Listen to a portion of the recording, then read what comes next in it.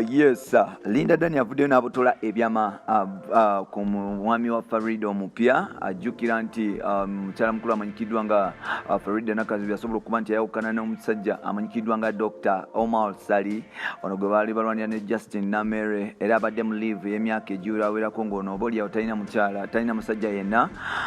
Ebingambo zibadde zitambula nti oba ono agenda maaso n'okuba nti adetinga musajja mukulu amanyikiddwa nga Bruno K ekintu kye tutamanyiiko oba kituufu oba kikyamu naye ng'ate bw'otunuulira ebiseera ebisinga Faridah Nakazibwe agenda maaso n'okuba nti ayita Bruno K nti mutabanyi wange. Recently amawulire gavayo gawandiika nga Bruno K bagenda maaso n'okuba nti asaabalaza n'okuba nti agenda maaso n'okuba nti anyumirwa obuwoomi bwa mukyala mukulu amanyikiddwa nga yes Faridah Nakazibwe newankubadde ng'ate abaana ababiri bagenda maaso n'okuba nti babyegaana n'okugezaako okuba nti bavoidinga system nga bw'erina okuba nti etambula kyova olaba nti tetunaba kuba nti tukonfaminga ebiseera ebisinga mpola nti kizibu nnyo okuvaayo n'ogamba nti mukyala mukulu amanyikiddwa nga Faridah Nakazibwe agenda mu maaso n'okuba nti adetinga mukyala mukulu amanyikiddwa nga yes nga nti adetinga mukyala mukulu amanyikiddwa nga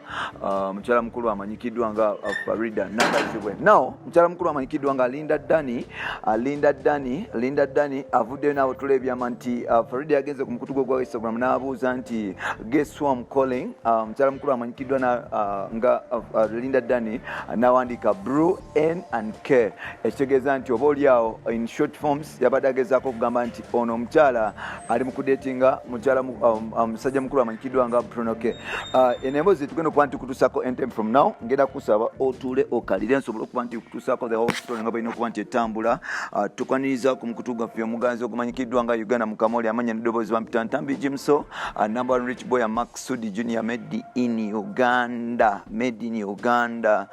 Webale kuba nti okola naffe, webale kuba nti otambula naffe, webale kuba nti otwesiga, webale kuba nti eva obeerawo n'ogamba nti yes n'okutambula ne bano bakyali basobole okuba nti bakutuusaako ebintu nga birina okutambula. Nawo system nga bwetambula Uganda eno nzibu nnyo yakutegeera who is dating whom, especially wekituuka ku entertainment industry nti bastar bagenda maaso n'okuba nti benyigira mu mukwano ogw'enjawulo. Abantu bagenda maaso n'okuba nti beesanyusa omuntu wa wansi era nga omuntu wa wansi ze zimu ku mpagi enkulu ennyo mu bulamu bw'omuntu. Kyova olaba nti ebiseera ebisinga ekintu kigenda maaso n'okuba nti kitebuka. Nawo ebbanga liweze nga bagamba nti oba oliawo Bruno K agenda maaso n'okuba nti adetinga mukyala mukulu amanyikiddwa nga Faridah Nakazibwe era nga oba oliawo system egenda maaso n'okuba nti etabuka n'okuba nti echenjinga eva nga bagamba nti bano nno beeyagalira ebyaddala. Tujjukire nti omwaka giringa ebiri waliwo olutalo lwa Justin Namere ng'ono omukyala yakola ku NTV life story still omukyala ono yagenze maaso n'okuba nti akola TV nga balina olutalo ne Faridah Nakazibwe era nga omukyala ono yasobola okuba nti atambula nava ku NTV nagenda maaso n'okuba nti atandika system ye mpolampola n'okutandika okuba nti yeetuusaako ebintu nga birina okubeera nga bano entaba eva ku dokita ono.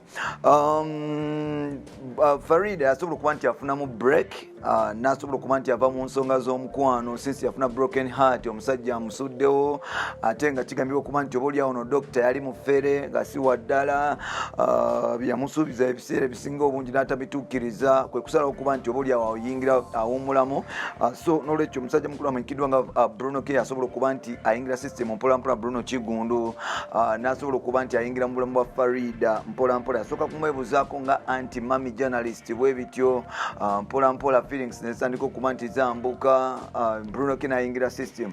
Ebiseera ebisinga abantu ababeera around Bruno K bagamba nti oba oliawo Bruno K ono ebiseera ebisinga Faridah agenda maaso n'okuba nti amuteekamu ku majja amuteekamu ku video kasente biki ebyo naye nga ate Faridah mpolampola teyasobola kuba nti oba avayo official kutugamba nti manager we. Now recently mukyala mukulu amanyikiddwa nga Faridah Nakazibwe yagenze ku mukutu gwa Instagram n'abuuza nti guessing omuntu gwe ndikwogera naye oba gwe ndimukuvibinga right about now. Guessing omuntu gwe ndimukwogera naye right about now. Omukyala mukulu amanyikiddwa nga Linda Dani ng'akola ku TV yemu ku company yemu emanyikiddwa nga Nation Media yasobola okuvayo n'ategeeza nti oba oliawo omukyala mukulu amanyikiddwa nga Faridah Nakazibwe yabadde agezaako okuvibinga Bruno K. Bruno K yata akayimba akamanyikiddwa nga Faridah ng'agamba nti yatambula ensi n'eggulu namba n'anoonya omuntu gw'asobola okubeera naye. Unfortunately okugezaako okuba nti yalaba mukyala mukulu amanyikiddwa nga Faridah nga buli kimu yasobola okuba nti akikola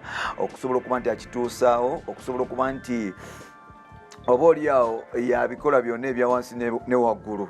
Faridah ennaku zino ne Bruno ke bali so tight, bali so close, era nga ennaku zino akanamba ka Bruno ka KMTN kaliko Faridah Ssenyonjo Nakazibwe, ekikulaga nti oboolyawo banene waliwo kye batuusaako. Bano ababiri tebakkirizanga nti oboolyawo bedeetinga, bano ababiri tebakkirizanga nti oboolyawo balina ekibakwasaganya ekyenjawulo, especially bad things, tebavanga naye nga ate gye bulaga bano nno batulaga nti bali so tight.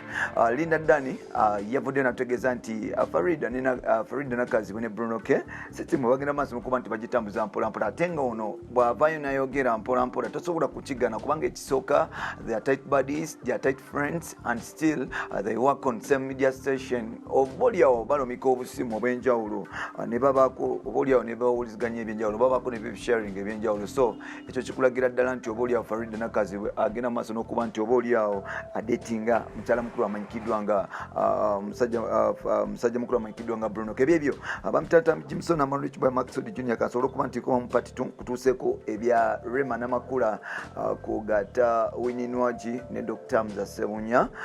Kankomewo mpola mpola.